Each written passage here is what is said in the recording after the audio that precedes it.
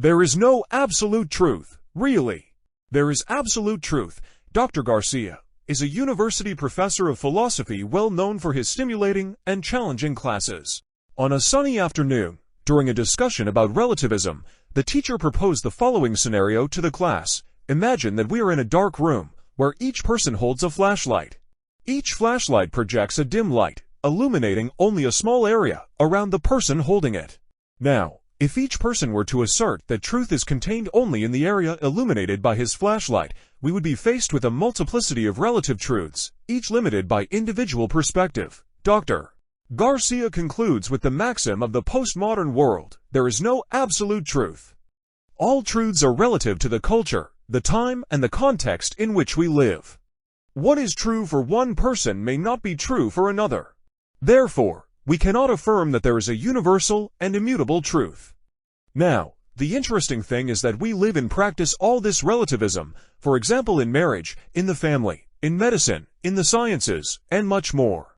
However, this statement, there is no absolute truth, is a great fallacy. See, first, if this statement is true, it defeats itself. It is the same as a Japanese person saying, "I don't know how to speak a word in Portuguese." If that happened, you would soon identify this statement as a fallacy, as he spoke several words in Portuguese. The same is true of the phrase, "there is no absolute truth." If it is true, it destroys itself. It claims for itself something that is denying existence, absolute truth, which must be followed by everyone. About Professor Garcia's illustration, it turns out that if one person turned on a powerful light, capable of illuminating the entire room, everyone would have a broader and clearer view of the truth, not limited by individual perspective. If there were a hungry lion in the room, no one would deny this truth common to all and stand by believing in their individual perspective. I don't want you to misunderstand me. I believe that relativism exists and that it is useful for societies. The problem is to say that everything is relative and that there are no absolutes. Examples of absolutes: 1. The laws of mathematics and logic transcend time, space, cultures, and apply in all societies. Since we know each other as humanity, we are governed by the laws of mathematics. If I have 2 kilograms of silver, no seller will ever sell me something that costs 10 kilograms for. These two, just having a different perspective than mine on values or quantities. Mathematics, with its universal principles and theorems, transcends cultural boundaries. Concepts such as numbers, mathematical operations, and geometric relationships are understandable and applicable in any culture.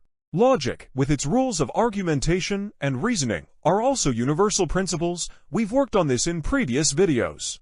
2. Laws of physics and nature. The laws of physics, such as the law of gravity and the laws of motion, govern the universe consistently, regardless of culture or belief.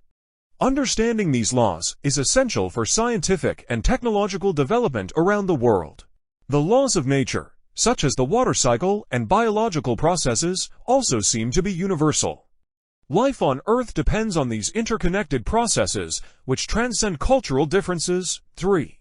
Basic moral values. The concept of justice, the importance of compassion, and the value of human life are found in different cultures and ethical systems. While interpretations and applications of these values may vary, the existence of a common moral core is a universal trait of humanity. 4.